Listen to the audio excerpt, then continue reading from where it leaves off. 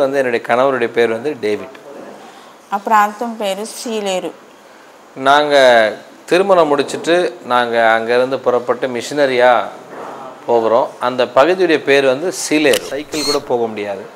அப்பேற்பட்ட இடங்களுக்கெல்லாம் என்னுடைய கணவர் கால்நடையிலே நடந்து பல கிலோமீட்டர்கள் நடந்து சுற்றி திரிந்து அந்த மலைங்க மேலே ஏறி அந்த மலை மேலே வாழ்கிற மக்களுக்காகட்டும் அந்த ஏஜென்சி பகுதியில் வாழ்கிற மக்களுக்காகட்டும் போய் நடந்தே கால்நடையிலே போய் அவர் போய் சுவிசேஷம் அறிவித்து வந்தார். இந்த நக்ஸலைட்ஸ்ன்னு சொல்லுவாங்க. அவங்க அதிகமாக வந்து அவங்களுடைய தாவரங்களை ஏற்படுத்தி அங்கே தான் வந்து ஒளிந்து தங்கியிருப்பாங்க. ஸோ அந்த பகுதியில் வந்து கிறிஸ்துவ அறிவிக்க போனால் உயிருக்கு ஆபத்து அப்படிங்கிறத அவர் தெரிஞ்சிருக்காரு. டேவிட்னு சொல்லக்கூடியதான இந்த பாஸ்டர் மூலமாக தான் நம்மளுடைய இயக்கத்துக்கு யாரும் சேர மாட்டேங்கிறாங்க. இப்போ இந்த மனுஷனை நம்ம கொன்னாதான் எல்லாம் மறுபடியும் நம்ம வழிக்கு வருவாங்கன்னு சொல்லி அவங்க வந்து ஒரு ஹிட் லிஸ்ட்ல முதல் பேரை அவருடைய பேரை வச்சுக்கிட்டு 1000 మందికి పైగా బాప్తిసాలు తీసుకున్న వాళ్ళు ఉన్నారు. ஸோ அவர் மூலமா அந்த பகுதியில் அவர் செஞ்ச அந்த ஊழியத்து நிமித்தம் பார்த்தீங்கன்னா ஏறக்குறைய 1000க்கும் மேற்பட்டவங்க ஞானஸ்தானம் எடுத்திருக்கிறாங்க. జరిగింది. ஒரு புல்லட் வந்து தலையில பாய்ஞ்சது, இன்னொரு புல்லட் வந்து இருதயத்துல பாய்ஞ்சது. ఆ సమయంలో స్పాట్ లోనే ఆయన మరణించడం జరిగింది. அந்த நேரத்துல ஸ்பாட்லயே அவர் அங்கேயே விழுந்து இறந்து போய் సైనికులు కూడా చాలా వేదన పడ్డారు. చాలా చిన్న వయసులో ఇలాంటి పరిస్థితి జరిగిందని వాళ్ళు కూడా ఎంతో దుఃఖపడ్డారు. எங்க குடும்பத்துல உள்ளவங்க கூட எவ்வளவோ மனம் உடைஞ்சு போனாங்க. சின்ன வயசுல இந்த பொண்ணுடைய வாழ்க்கை இப்படி ஆயிடுச்சு.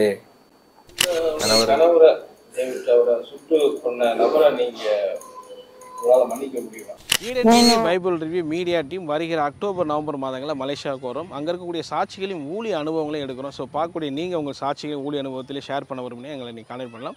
அதே போல் உங்களுக்கு தெரிந்த சாட்சிகளும் ஊழியர்கள் இருக்காங்க அவங்களும் வெளியே தெரியல அப்படின்னா அவங்களையும் எங்களுக்கு நீங்கள் ரெஃபர் பண்ணலாம். எங்களுடைய வாட்ஸ்அப் நம்பர் 8428196238. இன்னும் வந்து எங்கள் ஈடன் டிவிக்கு நீங்கள் சப்போர்ட் பண்ண விரும்புனீங்கன்னா மலேசியாவில் அங்கே ஸ்டே பண்ணுறதுக்கு உங்கள் பகுதியில் ஸ்டே பண்ணுறதுக்கு எங்களுக்கு நீங்கள் ஹெல்ப் பண்ணிங்கன்னா அது ரொம்ப உதவியாக இருக்கும். கர்த்தருடைய ராஜ்யத்தை கட்டுறதுக்கு அது ரொம்ப சப்போர்ட்டாகவும் இருக்கும் சொல்லி நாங்கள் நினைக்கிறோம். ஸோ நிச்சயமாக எங்களை கான்டெக்ட் பண்ணுங்கள். இங்கே இருக்கக்கூடிய இந்த நீதிமொழிகள் புத்தகம் வந்து மிகவும் சிறப்பு வாய்ந்த ஒன்று. இன்னும் சொல்லப்போனால் உலகத்திலே முதல் முறை அந்த புத்தகத்தை வெளியிட்டிருக்காங்கன்னு சொல்லலாம். நீதிமொழிகள் 915 வசனங்கள் இருக்குது. இந்த 915 வசனங்களும் பெரியவர் முதல் சிறியவர் வரைக்கும் நன்றாக புரியும் விதத்தில் கையிலே வரையக்கூடிய ஓவியரை கொண்டு கார்ட்டூன்ஸ்லாம் வந்து வரைஞ்சிருக்கிறாங்க. இது பல வருடங்கள் பல லட்சங்கள் செலவு பண்ணி ஜான் அண்ட் ஜாஸ்மின் ஃபேமிலி வந்து உருவாக்கியிருக்காங்க. இது எல்லார் வீட்லேயும் கிடைக்கணும், எல்லா பிள்ளைகளுக்கும் எல்லா பேர பிள்ளைகளுக்கும் இது கிடைக்கணுங்கிற விதத்தில் எந்த விதமான லாபம் நோக்கம் இல்லாமல் வெறும் 150 ரூபாயும் ப்ளஸ் 50 ருபீஸ் கொரியர் சார்ஜ் மூலமாக இதை வந்து கொடுக்குறாங்க. இந்த புத்தகம் உங்களுக்கு வேணும்னு சொன்னால் இந்த ஸ்க்ரீனில் பார்க்குற நம்பருக்கு கான்டெக்ட் பண்ணுங்கள்.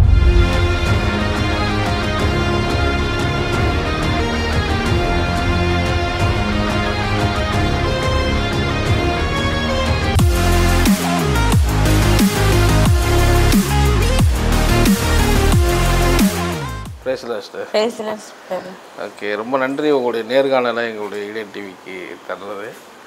ஸோ நாங்கள் அது பெரிய பிளஸ்ஸிங்காக நினைக்கிறோம் உங்களை இன்டர்வியூ எடுக்கிறத. நீங்கள் சின்ன வயசில் எங்கே பிறந்து வளர்ந்தீங்க அதை பற்றி சொல்லுங்கள். ஆண்டவர் எப்படி தெரியும் அப்படின்னு சொல்லுங்கள். నా పేరు మేరీ. మాది చెముడులంక రాజమండ్రికి 18 కిలోమీటర్స్ దూరంలో ఉంటున్నాము. என்னுடைய பேர் மேரி. ராஜமன்றிலேருந்து 18 கிலோமீட்டர் தூரத்தில் இருக்கக்கூடிய செமுரலங்கான்னு சொல்லக்கூடிய இடத்துல நாங்கள் இருக்கிறோம். నేను చిన్నప్పటి నుంచి మేము యేసుక్రీస్తు నమ్మిన వారమే. சின்ன வயசுலேருந்தே ஆண்டவரை இயேசு கிறிஸ்துவை ஏற்றுக்கொண்ட குடும்பம் தான். நாங்கள் பாரம்பரியமாக கிறிஸ்தவர்களாக பிறந்த క్రైస్తవ కుటుంబంలోనే జన్మించాను. கிறிஸ்தவ குடும்பத்தில் தான் நாங்கள் பிறந்தோம். థామస్ డాడీ గారు ఆంధ్రాకి రావటం జరిగింది. 1992 வருஷத்தில் தாமஸ் டாடி அவர்கள் ஆந்திராவுக்கு வந்தார். ఆ సమయంలో ఒకసారి మీటింగ్స్ జరిగితే మీటింగ్స్కి కుటుంబ సమేతంగా మీటింగ్స్కి వెళ్ళడం జరిగింది. தாமஸ் டாடி நாங்கள் இருக்கிற பகுதியில் ஒரு மீட்டிங் வச்சுருந்தார். அந்த மீட்டிங் வச்சுருக்கிறதான நேரத்தில் நாங்கள் குடும்பமாக அந்த மீட்டிங்க்கு அட்டென்ட் பண்ண போயிருந்தோம். ఆ మీటింగ్స్కి ఒక 3 డేస్ జరిగితే 3 డేస్ వెళ్ళటం జరిగింది. 3 நாள் அந்த கூட்டம் வைக்கப்பட்டது. 3 நாளும் நாங்கள் குடும்பமாக அந்த மீட்டிங் போயிருந்தோம். ఆ మీటింగ్స్ ముగింపు రోజు డాడీ థామస్ గారు మా బ్రదర్ పేరు పిలిచారు స్టేజ్ మీదకి రమ్మని. அந்த 3வது நாள் மீட்டிங்கில் தாமஸ் டாடி எங்களுடைய தம்பியை பேர் வச்சு கூப்பிட்டாரு. எல்லாமே பரிசுத்த ஆவியானவர் குறித்த காரியங்கள் எனக்கு அவ்வளோவா தெரியாது. அதே நேரத்தில் இப்படி ஆண்டவர் பேர் வச்செல்லாம் கூப்பிடுவார் அப்படின்றதெல்லாம் எங்களுக்கு அதான் புதுசு. நாங்கள் அன்றைக்கி தான் முதல் முறையாக பார்க்குறோம். அது எங்களுக்கு ரொம்ப ஆச்சரியமாக இருந்தது. మా బ్రదర్ అప్పుడు స్టేజ్ మీదకి వెళ్ళినప్పుడు దేవుడు నిన్ను పరిచర్యకి వాడుకుంటున్నారు, దేవుని సేవ చేస్తారని పరిశుద్ధాత్మ ద్వారా డాడీ தாமஸ் గారు చెప్పడం జరిగింది. தாமஸ் டாடி சொன்ன ஒரு வார்த்தை என்னென்னா, கர்த்தர் உன்னை அவருடைய ஊழியத்துக்காக அழைக்கிறாரு, உன்னை அவருடைய ஊழியத்தில் கர்த்தர் எடுத்து பயன்படுத்த போகிறாருன்னு தாமஸ் டாடி தீர்க்க தரிசனமாய் சொல்லியிருந்தார். ఒకసారి డాడీ தாமஸ் గారిని మీటింగ్స్కి మా నాన్నగారు పిలవటం జరిగింది. ஒரு வாட்டி தாமஸ் டாடி அவர்களை எங்கள் அப்பா ஊழியம் செய்கிறதான சபைக்கு தாமஸ் டாடியை ஒரு வாட்டி கூப்பிட்டுருந்தாங்க. தாமஸ் டாடி எங்கள் சபைக்கு வந்துட்டு போனதுக்கப்புறம் அவர் மூலமாக கர்த்தர் செய்த காரியங்கள் பார்க்கும் பொழுது நாங்கள் இன்னும் ஆழமாக ஆண்டவரோடு நெருங்கி வாழணும்னு சொல்லி ரொம்ப ஆசைப்பட்டோம். 1992 வருஷ ஆரம்பத்தில் அவங்க வந்து எங்கள் ஊரில் மீட்டிங் வச்சுருந்தாங்க. வருஷ கடைசி ஆகிற நேரத்தில் நான் அந்த ஊழியத்தோடு இணைஞ்சு ஜெப ஊழியத்தில் பங்கெடுக்கிறேன். అప్పుడు అంతవరకు నామకార్థంగా ఉన్న నా జీవితం పరిశుద్ధాత్మ అభిషేకము, దేవునితో సహవాసము, ప్రార్థన ఎలా చేసుకోవాలి, ఎలా వాక్యం ధ్యానించుకోవాలి, చాలా ఆత్మీయ విషయాలు నేను తెలుసుకోవడం జరిగింది. அது வரைக்கும் பேருக்கு கிறிஸ்தவர்களாக வாழ்ந்து கொண்டிருக்கிறதான என்னுடைய வாழ்க்கையில் அதுக்கப்புறம் பார்த்திங்கன்னா உபவாச ஜெபம், பரிசுத்த ஆவியானவரோட நெருக்கம், இது எல்லாமே எங்கள் வாழ்க்கையில் ஏற்பட ஆரம்பிச்சிச்சு. ஸோ இப்படியே அவரோட ட்ராவல் பண்ணீங்க பாஸ்டர் தாமஸ் அவரோட. எந்த வருஷம் நீங்கள் மேரேஜ் பண்ணீங்க? ఈ విధంగా 1992 నుంచి 1992 2000 வருஷம் வரைக்கும் நான் டேடி கூட ஊழியத்தில் இருந்தேன். వివాహం చేశారు. ఆయన పేరు డేవిడ్ గారు. எனக்கு 2000 வருஷத்தில் திருமணம் செஞ்சாங்க. அவருடைய பேர் வந்து, என்னுடைய கணவருடைய பேர் வந்து டேவிட். ఆ ప్రాంతం పేరు సీలేరు. நாங்கள் திருமணம் முடிச்சுட்டு நாங்கள் அங்கேருந்து புறப்பட்டு மிஷினரியாக போகிறோம். அந்த பகுதியுடைய பேர் வந்து சீலேரு. அது எந்த ஸ்டேட்டு? బార్డర్కి వస్తుంది. அது ஒரிசா பார்டரில், వైజాగ్ డిస్ట్రిక్ట్, வைசாக் டிஸ்ட்ரிக்ட். ஆனால் ஒரிசா பார்டர் அது. எனக்கு வந்து திருமணம் செய்து கொண்டதான பாஸ்டர் டேவிட் அவர்கள் வந்து இந்த ஒரிசா பார்டரில் சீலர் அப்படின்னு சொல்லக்கூடிய இடத்துல தான் அவர் இருக்கிறார். அங்கே தான் அவருடைய குடும்பம் எல்லாமே அங்கே தான் இருக்கிறாங்க.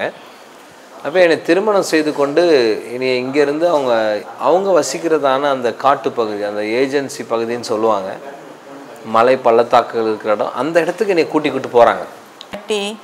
అక్కడ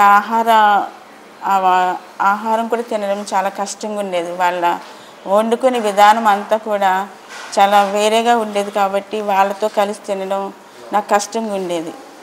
அங்கே இருக்கக்கூடியதான மலைவாசி மக்களுடைய உணவோ, அங்கே அவங்களுடைய முறைமைகளோ, இல்லை அவங்க உடுத்திருக்கிற விதமோ, இதெல்லாம் பார்க்கும் பொழுது அங்கே இருக்கிற சூழ்நிலையெல்லாம் பார்த்தா ஒரு பயங்கரமான வறுமையின் கோட்பாடில் தான் மக்கள் அங்கே வாழ்ந்து கொண்டு இருக்கிறத நான் பார்த்தேன். அந்த பகுதியில், ஒரிசா பகுதியில் வந்து அது ரொம்ப ஒரு கடினமான பகுதி. நிறைய தீவிர மாவோயிஸ்ட்டுகளாக இருப்பாங்க. ரொம்ப டேஞ்சரான ஒரு ஏரியா அப்படிங்கிறதுலாம் உங்களுக்கு தெரியுமா? నాకు ఏమీ తెలియదండి. కానీ దేవుని చిత్తం కాబట్టి నేను దాన్ని ఇష్టంగా, నేను కష్టమైన ఇష్టంగా నేను అక్కడ పరిచర్యకి எனக்கு அங்கே இருக்கிற சூழ்நிலைகள் எதுவுமே தெரியாது. ஆனால் தேவனுடைய சித்தம் போல் நான் அங்கே இருந்து ஊழியம் செய்கிறதுன்னு சொல்லி, அது எனக்கு கஷ்டமாக இருந்தாலும் அதை சந்தோஷமாக அங்கீகரித்து நான் அந்த இடத்துல ஊழியத்துக்கு என்னை ஒப்பு கொடுத்துருந்தேன். అంతేకాకుండా అక్కడ ఉన్నప్పుడు నాకు 2 times మలేరియా ఫీవర్ కూడా వచ్చి చాలా స్ట్రగుల్ ఫేస్ చేశాను. நான் அங்கே இருக்கும்போது 2 முறை எனக்கு மலேரியா ஜுரம் கூட வந்து நான் ரொம்ப சுகவீனமாயிட்டேன். சரீரம் பயங்கர பலவீனப்பட்டு போனது. కానీ దేవుని చిత్తం చేస్తున్నాను కదా అని ఒక సంతోషంతో ప్రతి పరిస్థితిని నేను దేవుని కోసం అప్పగించుకున్నాను. பரவாயில்ல, நான் நான் வேதனைப்பட்டாலும் வியாதி அனுபவித்தாலும் பரவாயில்ல, என் வாழ்க்கையில் ஆண்டோடைய சித்தம் செய்கிற ஒரு வாய்ப்பை எனக்கு கொடுத்துருக்கிறாருன்னு சொல்லி சந்தோஷமாக நான் அந்த இடத்துல அங்கீகரித்து. நீங்கள் இருந்த பகுதி எப்படிப்பட்ட பகுதி? அது டிரான்ஸ்போர்ட் இருந்துச்சா? ஃபுட்டு கிடைக்குமா? ஊழியம் பார்க்க கிறிஸ்தவர்கள் இருக்காங்களா? அதை பற்றி எனக்கு கொஞ்சம் கேட்டால். ఆహారము అంటే అక్కడ ఫుడ్ కూడా సరిగా టేస్టీగా ఉండదు. వాళ్ళ అంతా కూడా నీట్గా ఉండరు. చాలా కొంచెం ரிமோட் ஏரியா కాబట్టి கடினமான ஒரு இடம். அங்கே இருக்கிறதான மக்கள் வந்து சுத்தபத்தமாக இருக்கக்கூடிய மக்கள் இல்லை. அங்கே உணவு வகையும் நமக்கு நினச்ச உணவு வகைகள் அங்கே கிடைக்காது. அதே நேரத்தில் அங்கே இருக்கிற இயற்கை நிலையை பார்த்தீங்கன்னு சொன்னால் பயங்கரமான குளிர் பிரதேசம். பயங்கரமான குளிர் எடுக்கக்கூடிய ஒரு இடம். அப்பேற்பட்ட அந்த பகுதியில் நான் ரொம்ப என் சரீர ரீதியாகவும் அதே விதமாக என்னுடைய ஆவிக்குரிய ரீதியாகவும் அந்த இடத்துல ரொம்ப போராட்டங்களை நான் சந்தித்து வந்தேன். அதில் வந்து டேவிட் பிரதர் வந்து எந்த மாதிரி ஊழியம் பார்த்துட்டு இருந்தார்? ஏன்னா அங்கே நிறைய கிறிஸ்தவர்கள் எதிர்ப்பு இருந்துச்சா? அவருடைய ஊழியம் எப்படி இருந்துச்சு? అయితే నా భర్త గారు అయిన డేవిడ్ గారికి ఒకసారి రొమాటిక్ పెయిన్స్ అనే ప్రాబ్లం వచ్చింది. ఆరోగ్యం ఇదైనప్పుడు దేవుని సన్నిధిలో ఆయన దేవునికి సమర్పించుకున్నారు. ప్రభా, మంచి ఆరోగ్యంగా నేను ఉంటే నేను ప్రతి ప్రాంతానికి వెళ్ళి నీ சுவார்த்தை చేస్తానని ఆయన దేవునికి சமர்ப்பிச்சுக்குனார். இப்போ என்னுடைய இப்படி போய்கொண்டிருக்கும் பொழுது திடீரென்று ஒரு நாள் என்னுடைய வீட்டுக்காருக்கு வந்து இந்த மூட்டில் வாதம் மாதிரி பலவீனங்கள் வர ஆரம்பிச்சிச்சு. அந்த நேரத்தில் அவர் ஜோம் பண்ணி அந்த பலவீனத்தின் மத்தியில் ஒரு பொருத்தனை செஞ்சிட்டார். ஆண்டவரே, நீங்கள் எனக்கு சுகம் கொடுத்தா நான் இந்த பகுதியில் ஒரு ஊராக திரிந்து போய் உடைய ஊழியத்தை செய்வேன், சுவிசேஷம் அறிவிப்பேன். அவர் ஒரு பொருத்தனை செய்து கொண்டார். అప్పటికే ఆయన పోలీస్ డిపార్ట్మెంట్లో జాబ్ చేస్తుండేవారు. జాబ్ చేస్తూ దేవుని పరిచర్య చేస్తూ ఉండేవారు. அப்போ அவர் வந்து அந்த இடத்துல போலீஸ் டிபார்ட்மெண்ட்டில் ஒர்க் பண்ணிக்கிட்டே ஊழியத்தையும் செய்து கொண்டு இருந்தார். 21 days ఫాస్టింగ్ ఉన్నప్పుడు దేవుడు మాట్లాడితే ఫుల్ టైంకి సర్వీస్ దేవుని పరిచర్యకు వచ్చేస్తారు. அப்போ அந்த நேரத்தில் ஒரு 21 நாள் உபவாசம் இருந்து ஜெபம் பண்ணுறார். அந்த 21 நாள் உபவாச ஜெபம் எடுத்து என்னுடைய கணவர் ஜெபித்து கொண்டிருக்கும் போது ஆண்டவர் முழு நேர ஊழியத்துக்கு அவரை அழைக்க ஆரம்பித்தார். அப்போ அவர் முழு நேர ஊழியத்துக்கு வந்தார். அதுக்கப்புறம் நாங்கள் சந்தோஷமாக இருவரும் சேர்ந்து முழு நேர ஊழியத்தை செய்து கொண்டு இருந்தோம். ఈయన చాలా ఇంటీరియర్ ప్లేసెస్కి, అంటే ఎవ్వరు సేవకులు కానీ కనీసం వెహికల్ కూడా వెళ్ళని, బైసికల్ కూడా వెళ్ళలేని అంత ఇంటీరియర్ ప్లేసెస్కి కాలినడకన చాలా కిలోమీటర్స్ పరిచర్యకి వెళ్ళేవారు. சைக்கிள் கூட போக முடியாது. அப்பேற்பட்ட இடங்களுக்கெல்லாம் என்னுடைய கணவர் கால்நடையிலே நடந்து பல கிலோமீட்டர்கள் நடந்து சுற்றி திரிந்து அந்த மலைங்க மேலே ஏறி அந்த மலை மேலே வாழ்கிற மக்களுக்காகட்டும், அந்த ஏஜென்சி பகுதியில் வாழ்கிற மக்களுக்காகட்டும் போய் நடந்தே கால்நடையிலே போய் அவர் போய் சுவிசேஷம் அறிவித்து வந்தார். ఆయనకు తరచూ మలేరియా ఫీవర్ వస్తూ ఉండేది. వచ్చినప్పటికీ కూడా ట్యాబ్లెట్ వేసుకొని, அவருக்கு மலேரியா ஜுரம் அடிக்கடி தாக்கி கொண்டே இருக்கும்.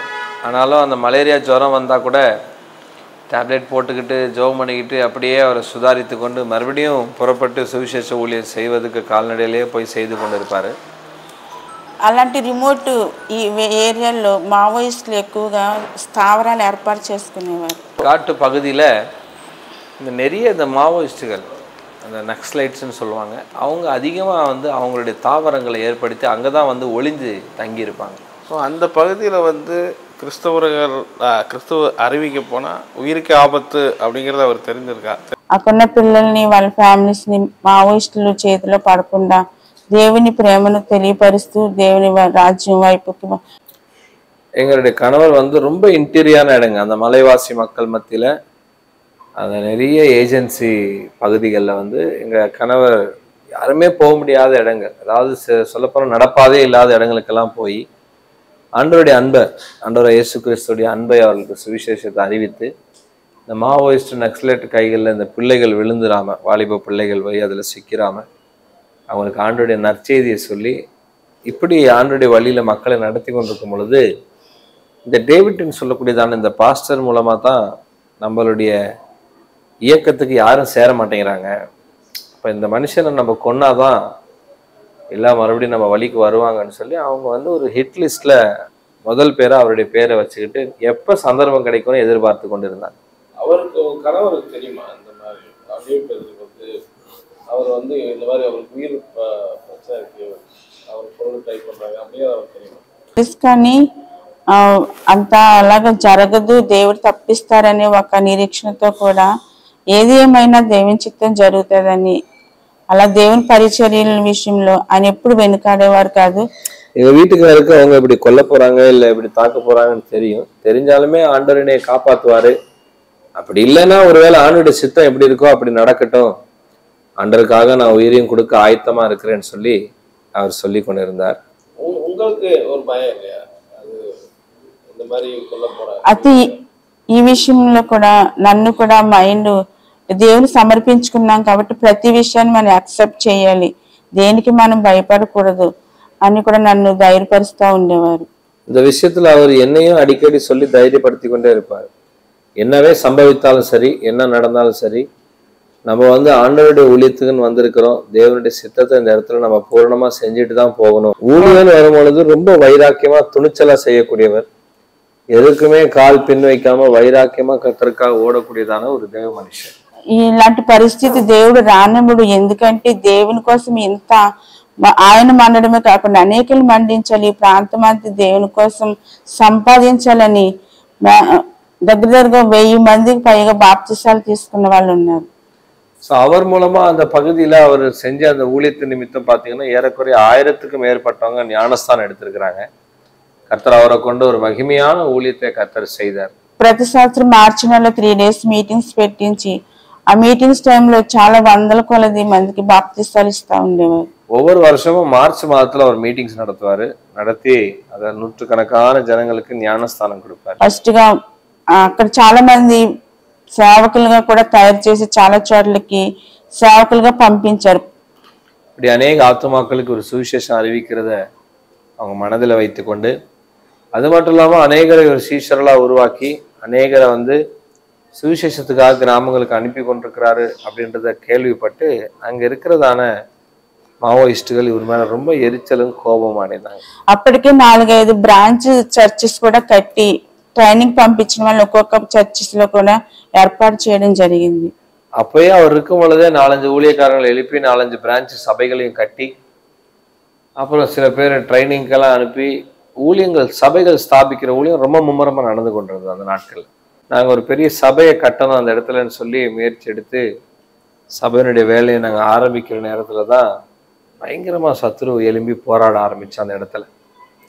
2003 సంవత్సరంలో మేము ఒక పాస్టర్ గారిని ఒక చోట గాలికొండ అనే ఏరియాలో సేవకుడిగా పెట్టి ఉన్నాము. நாங்கள் ஒரு இடத்துல గాలికొండ அப்படின்னு சொல்லக்கூடிய இடத்துல ஒரு பாஸ்டர் நாங்கள் ஊழியத்துக்காக வச்சிருந்தோம். అయితే మొట్టమొదటిగా ఆ సేవకుని వాళ్ళు చంపటం జరిగింది. முன்னாடி ஃபர்ஸ்ட் அந்த ஊழியக்காரை அவர் கொலை செஞ்சாங்க, அந்த நக்சலைட்ஸ். அந்த ஊழியக்காருடைய பேர் கிறிஸ்டபர், பாஸ்டர் கிறிஸ்டபர். அவருக்கு ஒரு மனைவி, அப்புறம் பார்த்தீங்கன்னா 2 பிள்ளைகள் இருக்கிறாங்க. அவரை தான் முதல் முறையாக கொலை செஞ்சாங்க. ఆయన కూడా ఫస్ట్ చాలా సార్లు వార్నింగ్ ఇచ్చారు. అయినప్పటికీ కూడా ఆయన ఏమాత్రం జడవకుండా దేవుని పరిచర్యలో ముందు కొనసాగి వెళ్ళిపోతా ఉన్నారు. அவரே நிறைய முறை வான் பண்ணாங்க. இருந்தாலும் அவர் பயப்படாம துணிச்சலா விசுவாசத்துல போய்கிட்டே இருந்தாரு. నవంబర్ మాసంలో ఒకసారి వాళ్ళు మావోయిస్టులు ఇంటికి వచ్చి పిలిచి బయటికి వెళ్దామని తీసుకుని వెళ్ళి ఆయన్ని పేల్చడం జరిగింది. గన్ పెట్టి పేల్చడం జరిగింది. మావోయిస్ట్ அவரை வீட்டுல இருந்து வெளியே கூட்டிட்டு கன்னுல அவரை சுட்டாங்க. ఈ విషయం తెలుసుకున్న వాళ్ళ నాన్నగారు కూడా వస్తే వాళ్ళ నాన్నగారిని కూడా షూట్ చేశారు. ఆయన అక్కడికే చనిపోయారు. இந்த விஷயத்தை கேள்விப்பட்டு அவங்க அப்பா வீட்டுல இருந்து ஓடி வந்தாரு. ஓடி அவங்க அப்பாவையும் சுட்டுட்டாங்க. அவரும் அங்கேயே விழுந்து இறந்துட்டாரு. తర్వాత ఈ పాస్టర్ గారిని చాలా దూరం తీసుకువెళ్ళిపోయి ఆయన్ని కూడా అలాగా చంపేశారు. அந்த பாஸ்டரையும் சுட்டது மட்டும் இல்லாம பாஸ்டரை ரொம்ப தூரம் கொண்டு போயிட்டு அவரை துண்டு துண்டா வெட்டி கொலை செஞ்சாங்க. ఇలా జరుగుతున్న సమయంలో వాళ్ళ చుట్టాల అమ్మాయి కూడా ఎదుర్కొందని ఆ అమ్మాయిని కూడా షూట్ చేశారు. இப்படி சம்பவம் நடந்துட்டு இருக்கும்போது அவங்க சொந்தக்கார பொண்ணு, பாஸ்டருடைய சொந்தக்காரங்க ஒருத்தவங்க அந்த இடத்துல இருக்கிறாங்க. அவங்க வந்தாங்க. ஏன் இப்படி எல்லாம் பண்றீங்கன்னு எதிர்த்தவங்க கேட்கும் பொழுது அவங்களையும் சுட்டுட்டாங்க, அந்த பெண்ணையும் சுட்டாங்க. ఆమెకైతే ఈ 2 ఫింగర్స్ నుంచి బుల్లెట్ వెళ్ళిపోయి 2 ఫింగర్స్ ఇప్పుడు లేవు ఆమెకి. அவங்களுக்கு இந்த 2 விரல்ல இருந்து புல்லட் போய் அவங்களுக்கு இப்ப இந்த 2 விரலும் இல்லை. ఇంకొక అమ్మాయికి తొడలో నుంచి బుల్లెట్ వెళ్ళిపోయి ఇక్కడ కూడా స్టిచెస్ వేయడం జరిగింది. இன்னொரு பொண்ணையும் சுட்டாங்க. அந்த பொண்ணுக்கு தொடையில புல்லட் பட்டு அந்த பொண்ணுக்கு இப்ப காலில் அந்த புல்லட் பாஞ்சி சரியா நடக்க முடியாத நிலைமையில இருக்கு. వీళ్ళిద్దరైతే దేవుని కృపను బట్టి బ్రతికారు. కానీ క్రిస్టోఫర్ పాస్టర్ பேரும் உயிர் பிழைத்தாங்க, உயிர் தப்பினாங்க. ஆனா கிறிஸ்டபர் பாஸ்டரும் அவங்க அப்பாவும் உயிர் பிழைக்கல. 2 பேரும் அங்கேயே விழுந்து இறந்துட்டாங்க. అయితే అది జరిగిన తర్వాత వాళ్ళు ఇచ్చిన స్టేట్మెంట్ ఏంటంటే, ఇప్పుడు ఎలాగైతే క్రిస్టోఫర్ కి ఎలాగైతే మేము చంపేసామో డేవిడ్ కూడా సేమ్ ఇదే గతి పడుతుందని చెప్పారు. స్టేట్మెంట్ அவரை கொன்னதுக்கு அப்புறம் என்ன சொன்னாங்கன்னா, கிறிஸ்டபரை எப்படி கொன்னமோ அதே போலதான் பாஸ்டர் டேவிட்டையும் நாங்க கொலை செய்ய போறோம். இவருக்கு வந்த நிலைமை தான் அவருக்கும் வரப்போகுதுன்னு சொல்லி సవాల్ విட்டு మిరటిటే சொல்லிட்டு போனாங்க. సంఘ విశ్వాసులు భయంకరంగా చిత్రహింసలు పెట్టి వాళ్ళ ద్వారా రాంగ్ అయిన స్టేట్మెంట్ తీసుకొని పేపర్లో వేస్తూ ఉండేవారు. கிறிஸ்டபர் பாஸ்டர் கொன்னதுக்கு அப்புறம் மாவோயிஸ்டுங்க நக்சலைட்டுங்க செஞ்ச வேலை என்னன்னா, எங்க சபைக்கு வரக்கூடிய ஆட்களையே சில பேரை பிடிச்சு கொண்டு போய் அவங்கள பயங்கரமா சித்திரவதை பண்ணி அவங்க கிட்ட பொய்யான சாட்சிகளை சொல்ல வச்சு அதை ரெக்கார்ட் பண்ணி அதை நியூஸ் பேப்பர்ல போட்டு ஜனங்களை அதை நம்ப வைக்கிறதுக்கு முயற்சி செஞ்சாங்க. முதலாவது 2004 సంవత్సరం 2004 வருஷத்துல మే నెలలో ఒక ఆదివారం చర్చి ముగించుకొని ఇంటికి రావాలని అనుకున్న సమయంలో மே மாசத்துல ஒரு ஞாயிற்றுக்கிழமை ஆராதனை முடிச்சிட்டு வீட்டுக்கு வந்து கொண்டிருக்கிற நேரத்துல వాళ్ళు మా మాటు కాసి ఉన్నారని తెలియపరచడం జరిగింది. அவங்க ஒளிந்து இருக்கிறாங்க அப்படின்னு சொல்லி எங்களுக்கு தெரியப்படுத்தப்பட்டுச்சு. వస్తే దేవుడు బ్రతికిస్తే పరిచర్య చేస్తాను, లేకపోతే దేవుని చిత్తాన్ని నేను అప్పగించుకుంటానని ధైర్యంతో పరిచర్యకి వెళ్తా ఉండేవారు. ஆண்டவர் எனக்கு உயிர் கொடுத்து என்னை காப்பாற்றி வச்சிருந்தாருன்னா அவருடைய ஊழியத்தை செய்வேன், அப்படி இல்லைன்னா அவர் சித்தம் என்ன இருக்கோ அது நடக்கட்டும், நான் மட்டும் ஊழியத்துக்கு போகாம இருக்க மாட்டேன், நான் போவேன்னு சொல்லி அவர் துணிச்சலோடு புறப்பட்டு போனார். ఆ సమయంలో నాకు దేవుడు ఆయన్ని మరణం ఎలా జరుగుతుందో కూడా నాకు కళల ద్వారా 3 సార్లు చూపించారు. அவருக்கு என்னுடைய கணவருக்கு எப்படி மரணம் சம்பவிக்க போகுது அப்படின்ற அந்த விஷயத்த ஆண்டவர் எனக்கு தரிசனத்துல 3 முறை எனக்கு காண்பித்தார். 2004 సంవత్సరం మే 19వ తారీఖు ఆదివారం ఆయన ఆరాధన ముగించుకొని ఇంకా ఇంటికి వద్దామని రోడ్డు మీదకి వచ్చినప్పుడు 2004 மே 19ஆம் தேதி அவர் ஆராதனை முடிச்சிட்டு வீட்டுக்கு வர்றதுக்கு புறப்பட்டு வந்து கொண்டிருக்கும் பொழுது దగ్గరగా ఇద్దరు 25 ఇయర్స్ ఏజ్ లో ఉన్న వాళ్ళు వచ్చి ఆయన షూట్ చేయడం జరిగింది. 25 ஏஜ் இருக்கக்கூடிய வாலிப பசங்க 2 பேர் வந்து என்னுடைய கணவரை சுட்டுட்டாங்க. ఒక బుల్లెట్ తలలో నుంచి ఒక బుల్లెట్ హార్ట్ లో నుంచి వెళ్ళటం జరిగింది. ஒரு புல்லட் வந்து தலையில பாய்ஞ்சது, இன்னொரு புல்லட் வந்து இருதயத்துல பாய்ந்தது. ఆ సమయంలో స్పాట్ లోనే ఆయన మరణించడం జరిగింది. அந்த நேரத்துல ஸ்பாட்லயே அவர் அங்கேயே விழுந்து இறந்து போயிட்டார். అయితే అంతకు ముందుగానే ఆయన దేవుని యొక్క రాజ్యానికి చేరాలని, ఎలాగ నాకు మరణం సంభవిస్తుందని ఆయన ఎక్కువగా ప్రార్థనలో ఉంటూ దేవుని రాజ్యానికి సిద్ధపడి ఆయన దేవుని రాజ్యానికి వెళ్ళి ఉన్నారు. எப்படியும் எனக்கு மரணம்ன்றது சம்பவிக்க போகுதுன்னு முன்னே அறிந்து ஒவ்வொரு நாளும் பாத்தீங்கன்னா தேவனுடைய ராஜ்யத்துக்கு போகிறதுக்குரிய ஆயத்தத்துக்குரிய ஜபங்களையே தான் எப்ப பார்த்தாலும் செய்து கொண்டே இருப்பாரு எங்க வீட்டுக்காரர். ఆ సమయంలో నేను చాలా దుఃఖంతో ప్రభువా వివాహం చేసుకున్నాను, కానీ మరి ఏదైనప్పటికీ నేను నీ కోసమే జీవిస్తాను, నా జీవితంలో ఏది సంభవించినని మళ్ళీ నేను నా యొక్క తీర్మానాన్ని దేవునికి తిరిగి అప్పగించుకోవడం జరిగింది.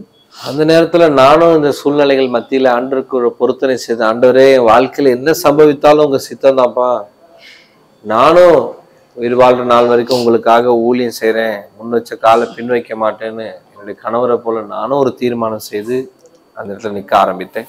அந்த இடத்துல கேள்விப்பட்டவங்க எவ்வளவு வேதனையா చాలా నేను అది చెప్పలేని పరిస్థితి, ఎందుకంటే అప్పుడు నా వయసు 31 సంవత్సరాలు, ఆయన వయసు 33 సంవత్సరాలు. எனக்கு 31 வயசு, அந்த நேரத்துல அவருக்கு பாத்தீங்கன்னா 33 வயசு. ரொம்ப சின்ன வயசு தான். என்னால அதை வந்து சொல்ல முடியல. ஆனா சொல்ல முடியாத ஒரு வேதனையும் ஒரு இருதய பாதிப்பு எனக்கு அந்த நேரத்துல உண்டாயிருச்சு. ఎంతో చక్కగా నేను బ్రతికాను, ఎంతో దేవుని పరిచర్య చేయాలని నేను అనుకుంటే ఇలా జరిగిందని నేను చాలా వేదన పడుతూ, சந்தோஷமா நாங்க இணைஞ்சு ஆண்டோடைய ஊழியத்தை செய்யணும்னு நினைச்சிருந்தோமே, இப்படி பாதியிலே ஒரு மரித்து போயிட்டாரே, என்ன என்னுடைய வாழ்க்கை இப்படி ஆயிடுச்சேன்னு சொல்லி ஒரு நிமிடம் நான் அப்படியே மனம் உடைஞ்சு போயிட்டேன். పరిస్థితిని జీర్ణించుకోవడం చాలా కష్టం అయిపోయింది. ஊழியத்தை எப்படிலாம் செய்யலான்னு நாங்க 2 பேரும் கலந்து பேசி ஜெபம் பண்ணி எப்படிலாம் திட்டங்களை போட்டு வச்சிருந்தோம். ஆனா இப்படி ஒரு சம்பவம் நடக்கும் பொழுது என்னால் அதை ஜீர்ணித்துக்கவே முடியல, என்னால் அதை மறக்கவும் முடியல. నా కుటుంబీకులు కూడా చాలా వేదన పడ్డారు. చాలా చిన్న వయసులో ఇలాంటి పరిస్థితి జరిగిందని వాళ్ళు కూడా ఎంతో దుఃఖపడ్డారు. எங்க குடும்பத்துல உள்ளவங்க கூட எவ்வளவோ மனம் உடைஞ்சு போனாங்க. சின்ன வயசுல இந்த பொண்ணுடைய வாழ்க்கை இப்படி ஆயிடுச்சே, கணவர் இழந்துருச்சேன்னு சொல்லி என்னுடைய குடும்பத்துல உள்ளவங்க கூட மனம் உடைஞ்சு அவங்களும் ரொம்ப அழுதாங்க. అప్పుడు అక్కడ కార్యక్రమాలన్నీ ముగించుకుని తిరిగి మరలా నా తల్లిదండ్రుల గృహానికి నేను వచ్చేయటం జరిగింది. அங்க அடக்காராதனை எல்லாம் முடிச்சுட்டு நான் மறுபடியும் எங்க அம்மா வீட்டுக்கு என்னை கூட்டிட்டு வந்துட்டாங்க. కానీ నా లైఫ్ లో చాలా నేను ఒకటే ఆలోచనలు, ఎందుకు ఇలా జరిగింది, ஏன் இப்படி நடந்துச்சு அப்படின்ற ஒரு கேள்வி என் வாழ்க்கையில வந்து ஒரு கேள்விக்குறியாவே என் மனதில் ஓடி கொண்டிருந்தது. என் மனசு உடஞ்சி போய் பைபிள் வாசிக்கவோ இல்லது ஜெபிக்கவோ கூட எனக்கு மனது வரல. ఆ సమయంలో నేను చాలా కృంగిపోయాను, చాలా వేదన పడ్డాను. அந்த நேரத்தில் நான் ரொம்ப மனம் உடைஞ்சு போயிருந்தேன். அதே நேரத்தில் ரொம்ப வேதனைக்குள்ள ஆளாயிட்டேன். నా దుఃఖాన్ని ఇంటిలో చూపించకుండా చాలా సీక్రెట్గా ఏడ్చుకునేదాన్ని. என்னுடைய துக்கத்தை வீட்டுல வெளிப்படுத்தாம தனிமையில உட்காந்து நான் ரொம்ப அழுது புலம்பி கொண்டிருந்தேன். అటువంటి సమయంలో డాడీ థామస్ గారి ఇంటికి వచ్చి డాడీతో చెప్పుకుంటే డాడీ మమ్మీ ఇద్దరు కలిసి నాకు ఎంతో ఆదరణ కలిగచేసి ధైర్యపరిచి మళ్ళా నన్ను తిరిగి పరిచర్యకి నన్ను ప్రోత్సహించారు. தாமஸ் டாடி அவர்களுக்கு இங்க வந்து நான் அந்த சூழ்நிலைகளெல்லாம் சொல்லும் பொழுது அவங்க என்னை எவ்வளவோ ஆற்றி தேற்றி என்னை தைரியப்படுத்தினாங்க, எவ்வளவோ என்னை பலப்படுத்தி கவலைப்படாதுன்னு சொல்லி என்னை ஒவ்வொரு நாளும் தோல் தட்டி கொடுத்து ஆறுதல் படுத்தி கொண்டே வந்தாங்க. நடந்து எத்தனை வருஷம் ஆயிடுச்சு? 2004 సంవత్సరంలో చనిపోయారు. 2004 இறந்து போயிட்டார். 20 வருஷம் கிட்ட ஆயிடுச்சு. இன்னைக்கும் அந்த பகுதியில போய் நீங்க ஊழியம் பார்க்க விரும்புறீங்களா? అసలు యాక్చువల్గా నేను అక్కడే ఉండి ఆ ప్రాంతంలో నుండి పరిచర్య చేయాలని ఆశపడ్డాను. என்னுடைய மனதில் இருக்கிற ஆசை என்னன்னா நான் அந்த இடத்துலயே இருந்து அந்த பகுதியில மக்களுக்கு ஊழியம் செய்யணும்ன்றதுதான் என்னுடைய ஆசை. ఇప్పటికి కూడా అక్కడ ఉన్న పిల్లలందరూ నన్ను చాలా ప్రేమిస్తారు. இப்ப கூட அங்க இருக்கிற பிள்ளைங்க எவ்வளவு பேர் என்னைய ரொம்ப நேசிப்பாங்க. என் ஆவிக்குரிய பிள்ளைங்க இன்னைக்கும் என் மேல அன்பா இருப்பாங்க. సేవకుల యొక్క ఆలోచన బట్టి డాడీ థామస్ గారు కూడా దేవుడు చెప్పిన విషయాన్ని బట్టి నేను మళ్ళీ వివాహం చేసుకుని ఈ ప్రాంతంలో పరిచర్య నేను చేస్తున్నాను. தாமஸ் டாடியோட கர்த்தர் பேசின தெளிவான அந்த வார்த்தைகளின்படி என்னுடைய ஆவிக்குரிய தகப்பனுடைய தலைமத்துவத்துக்கு இருக்கிறதுனால அதுக்கு நான் கீழ்ப்படிந்து அவரோட கர்த்தர் சொன்னபடியே இன்னைக்கு நான் இந்த பகுதியிலே இருந்து நான் ஊழியங்களை செய்து கொண்டிருக்கேன். కానీ ఎవరికైతే ట్రైనింగ్ ఇచ్చారో వాళ్ళే కాకుండా ఇంకా డాడీ థామస్ గారి ద్వారా ఎంతో మంది సేవకులుగా తయారు చేసి దహించి అగ్ని పరిచర్య ద్వారా అక్కడ పరిచర్య కొనసాగుతూ ఉంది. எங்களுடைய கணவர் மூலமா எழுப்பப்பட்ட ஊழியக்காரங்க மாத்திரம் இல்லாம தாமஸ் டாடி மூலமா கூட அந்த பகுதியில் அநேக ஊழியக்காரங்க எழுப்பப்பட்டிருக்கிறாங்க. వాళ్ళు కూడా சேர்ந்து இன்னைக்கு ஒரு மகிமையான ஊழியத்தை அந்த பகுதியில செய்து கொண்டிருக்கிறாங்க. దేవుని చిత్త ప్రకారంగా నేను త్వరలో ప్రాంతాన్ని దర్శించబోతున్నాను. நானுடைய சித்தத்தின்படி சீக்கிரமா ஒரு நாள் இந்த வருஷத்திலே நான் போய் அந்த பகுதியை சந்திக்கலான்னு இருக்கிறேன். போய் நான் மறுபடியும் அந்த பகுதியை பார்ப்பேன். அங்க இருக்கிற ஆவிக்குரிய பிள்ளைகளை சந்திச்சுட்டு வர்றதுக்கு போறேன். உங்களுடைய கணவரை அவரை சுட்டு கொண்ட நபரை நீங்க உங்களால மன்னிக்க முடியுமா?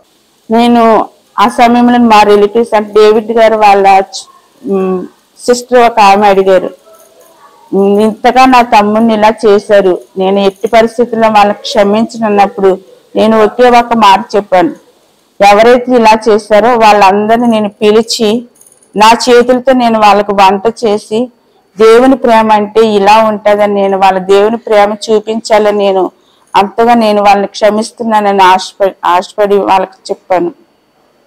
ஸோ என்னுடைய கணவருடைய தங்கச்சி அவங்க என்ன சொன்னாங்கன்னா, என்னுடைய அண்ணனை இப்படி கொலை செஞ்சவங்கள நான் விடவே மாட்டேன், நான் மன்னிக்க மாட்டேன் அப்படின்னு சொல்லி அவங்க சொன்னாங்க.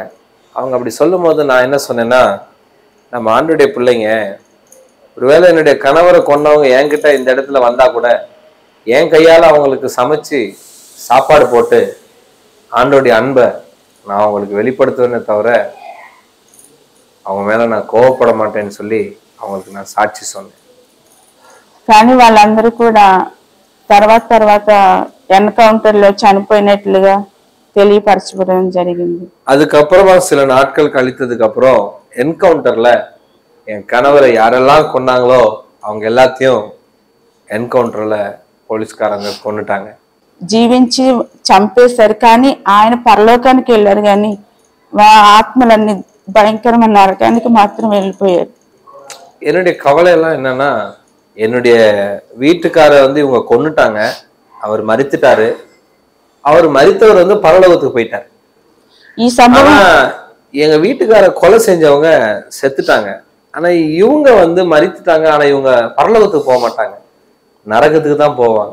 எனக்கு அந்த கவலை தான் ரொம்ப இருதயத்தை பாதித்து கொண்டிருக்கிறது. கணவரை கொன்னவங்களுக்காக நான் எத்தனையோ நாள் அழுது ஜெபித்திருக்கேன். ஆண்டவரே, பொல்லாத பிசாசு அவங்கள ஏவி விட்டுருக்குறான், அதனாலதான் அவங்க இந்த மாதிரி என்னுடைய கணவரை கொலை செஞ்சுட்டாங்க, நான் அவங்கள மன்னிக்கிறேன் ஆண்டவரே, நீங்களும் தயவா அவங்கள மன்னிங்க ஆண்டவரேன்னு சொல்லி எத்தனையோ நாள் என்னுடைய அறையில அவங்களுக்காக அழுது கண்ணீர் இட்டு ஜெபம் பண்ணியிருக்கிறேன் அந்த ஆத்துமாக்காக. இந்த அளவுக்கு ஆண்டவருக்காக வேற உயிரை கொடுக்குற அளவுக்கு துணிஞ்சு இந்த மினிஸ்ட்ரி ஊழியம் பண்ணியிருக்கீங்க. இந்த அளவுக்கு அன்பு ஆர்வம் வைக்கிறதுக்கு என்ன காரணம்? ఆయన సొంత రక్షణను మనకిచ్చారు, ఆయన రక్తాన్ని చిందించారు. ఆయన చేసిన త్యాగంలో ఇది పెద్ద ఏమాత్రం చాలా తక్కువ. அவர் நம்ம நேசித்து அவருடைய ஒரே பேரான குமாரனே நமக்காக கொடுத்துட்டாரு. அந்த தியாகத்தை ஒப்பிட்டு பார்த்தா நாங்க செய்யற தியாகமோ நாங்க செய்யற தீர்மானமோ இல்லை நாங்க செய்யற ஊழியமோ பெருசே கிடையாது. அந்த அன்புக்கு முன்னாடி எந்த அன்பையும் நம்ம ஈடுபடுத்தவே முடியாது. ఈ విధముగా ఉంటున్న సమయంలో 7 సంవత్సరాల వరకు నేను ఇంకా అలాగే మా తల్లిదండ్రుల గృహం యొద్ద నేను ఉన్నాను. 7 வருஷம் என் தாய் தகப்பனோட அவங்க வீட்லயே நான் இருந்தேன். తర్వాత మళ్ళీ డాడీ థామస్ గారు ప్రార్థన చేసి మళ్ళా నాకు వివాహం చేయడానికి, దేవుడు మాట్లాడిన వ్యక్తితో వివాహం చేయడానికి నిశ్చయించున్నారు. அதுக்கப்புறம் தாமஸ் டாடி எனக்காக ஜோம் பண்ணி எனக்கு இன்னொரு திருமணம் செய்யணும்னு ஜோம் பண்ணும்போது ஆண்டவரே மறுபடியும் ஏற்படுத்தின ஒரு நபரோடு எனக்கு திருமணம் செய்து வைத்தாங்க. ఒంటరిగా ఉండి పరిచర్య చేయడం చాలా కష్టమని ఈ దినాల్లో దేవుడు చెప్పిన రీతిలో దేవుడు మంచి మార్గంలోనికి తీసుకువెళ్తారు కదా అని నేను మళ్ళీ వివాహం చేసుకోవడానికి ఇష్టపడ్డాను, పరిచర్య నిమిత్తం మాత్రం. ஊழியத்துக்காக தனிமையா இருந்து ஊழியம் செய்யறது ரொம்ப கஷ்டம் இந்த நாட்கள்னு சொல்லி அவங்க யோசித்து எனக்கு திருமணம் செய்து வைத்தாங்க. 2011 வருஷம் தாமஸ் டாடி அவர்கள் பாஸ்டர் ஆசீர்வாதம் ஐயா அவர்களோட எனக்கு திருமணம் செய்து வைத்தாங்க. ఇప్పుడు మేమిద్దరం కలిసి దేవుని పరిచర్య ఎంత ఘనమైన రీతిలో జరిగించుకుంటున్నాం. இப்ப நாங்க 2 பேரும் இணைஞ்சு கர்த்தருடைய ஊழியத்தை நாங்க மகிமையா செய்து கொண்டிருக்கிறோம். ఫోన్ లో ప్రేయర్స్ చేయటం, అలాగే దేవుని సువార్త ప్రకటించడానికి, అనేక చర్చెస్ కి వెళ్ళి వాక్యం చెప్పడానికి దేవుడు వాడుకుంటున్నాడు. போன் மூலமா அநேகருக்கு ஜெபம் பண்றது, அதன் மூலமா அநேகருக்கு விடுதலைகள் அற்புதங்கள் நடக்கிறது. அதுக்கப்புறம் அநேக சபைகளுக்கு போய் கர்த்தருடைய வார்த்தையை சொல்றது, அநேக பகுதிகளுக்கு போய் கர்த்தருடைய சுவிசேஷத்தை அறிவிக்கிற பணியை நாங்க இணைந்து செய்து கொண்டு வருகிறோம். ప్రస్తుతానికి చిమల్లాంకలో ఉంటున్నాము. దేవుడు అంటే ఏ స్థలాలకు పంపమంటే అక్కడికి వెళ్తున్నాము దేవుని పరిచర్య. இப்போ நாங்க வந்து சிமரலங்கா அப்படின்னு சொல்லக்கூடிய இடத்துல நாங்க 2 பேரும் கணவன் மனைவியா இருக்கிறோம். அங்க இருந்து ஆண்டவர் எங்களை எங்கெங்கெல்லாம் ஊழியத்துக்கு போக சொல்றாரோ அந்த இடத்துக்கு நாங்க ஊழியங்களுக்கு போய் கொண்டு இருக்கிறோம். అట్లాగే దేవుని సేవలో కొనసాగుతున్నాం. இப்படி நாங்க ஆண்டோடைய ஊழியத்துல நாங்க நடந்து கொண்டு வரோம். சாட்சி ரொம்ப ஆச்சரியமா இருக்கு. பார்க்குற வியூவர்ஸ்க்கு நீங்க என்ன சொல்ல விரும்புறீங்க? ఈ ఈడెన్ టీవీ ఛానల్ ద్వారా నా సాక్షి విన్న సహోదరి సహోదరులకు చివరిగా నేను చెప్పే విషయం ఏమిటంటే, ஈடன் டிவி மூலமாக பார்க்கிற அன்பான நேயர்களுக்கு நான் சொல்லுகிறதான ஒரு சாட்சி என்னவென்றால், మన జీవితంలో ఎన్ని కష్టాలు వచ్చినా, ఎన్ని ఇబ్బందులు వచ్చినా, ఎన్ని పోరాటాలు వచ్చినా అంతిమ విజయం దేవుడు మనకి ఇస్తారు. நம்முடைய வாழ்க்கையில என்ன போராட்டங்கள், என்ன நெருக்கடிகள், என்ன சம்பவித்தாலுமே ஒன்றை நீங்க மனதில் வைத்துக் கொள்ளுங்க, கடைசியா வெற்றியை கர்த்தர் நிச்சயமா நமக்கு தான் கொடுப்பார். మొట్టమొదటిగా దేవుని ప్రేమ, ఆయన కృప నన్ను రక్షించి కాచి కాపాడింది. முதலாவது ஆண்டுடைய அன்பு என்னை ரட்சித்து காப்பாற்றி வழி நடத்தி கொண்டு வருது. తర్వాత నా ఆత్మీయ తల్లిదండ్రులు థామస్ డాడీ గారు, షేబా మమ్మీ గారు నా కోసం చేసిన ప్రార్థన నన్ను ధైర్యపరిచిన విధానాన్ని బట్టి దేవుళ్ళు ఇంకా ముందు కొనసాగడానికి కృప చూపించారు దేవుడు. என்னுடைய ஆவிக்குரிய தாய் தகப்பன் தாமஸ் டாடி அவர்களும் ஷீவா மம்மி அவர்களும் எங்களுக்காக செய்த ஜபங்கள், அவங்க எங்களை ஆதரித்து வந்த விதம் தான் இன்னைக்கு நாங்கள் இந்த ஊழியத்துல முன்னேறி செல்ல கர்த்தர் கிருபை பாராட்டி கொண்டு. అదే విధంగా నా కుటుంబీకులు కూడా నా కోసమే ఎంతో ధైర్యపరిచి నన్ను ఆ దినాల్లో ఆదరించారు. அந்த நாட்கள்ல எங்களுடைய குடும்பத்தார் கூட எங்களை எவ்வளவு ஆறுதல் படுத்தி தைரியப்படுத்தி எங்களுக்கு உறுதுணையா இருந்தாங்க. அவங்களுக்கு நாங்கள் நன்றி செலுத்துகிறோம். మీ అందరికీ నా వందనాలు. உங்க எல்லாருக்கும் எங்களை நன்றியை ஸ்தோத்திரத்தின் தெரிவிக்கிறோம். Eden TV Bible review media team வருகிற அக்டோபர் நவம்பர் மாதங்களில் மலேசியாவுக்கு வரும். அங்கே இருக்கக்கூடிய சாட்சிகளையும் ஊழிய அனுபவங்களையும் எடுக்கிறோம். ஸோ பார்க்கக்கூடிய நீங்கள் உங்கள் சாட்சிகள் ஊழிய அனுபவத்திலே ஷேர் பண்ண விரும்பினா எங்களை நீங்கள் கான்டெக்ட் பண்ணலாம். அதே போல் உங்களுக்கு தெரிந்த சாட்சிகளும் ஊழியர்கள் இருக்காங்க, அவங்களும் வெளியே தெரியல அப்படின்னா அவங்களையும் எங்களுக்கு நீங்கள் ரெஃபர் பண்ணலாம். எங்களுடைய வாட்ஸ்அப் நம்பர் 8428196238. இன்னும் வந்து எங்கள் ஈடன் டிவிக்கு நீங்கள் சப்போர்ட் பண்ண விரும்புனீங்கன்னா மலேசியாவில் அங்கே ஸ்டே பண்ணுறதுக்கு, உங்கள் பகுதியில் ஸ்டே பண்ணுறதுக்கு எங்களுக்கு நீங்கள் ஹெல்ப் பண்ணிங்கன்னா அது ரொம்ப உதவியாக இருக்கும். கர்த்தருடைய ராஜ்யத்தை கட்டுறதுக்கு அது ரொம்ப சப்போர்ட்டாகவும் இருக்கும் சொல்லி நாங்கள் நினைக்கிறோம். ஸோ நிச்சயமாக எங்களை கான்டெக்ட் பண்ணுங்கள்.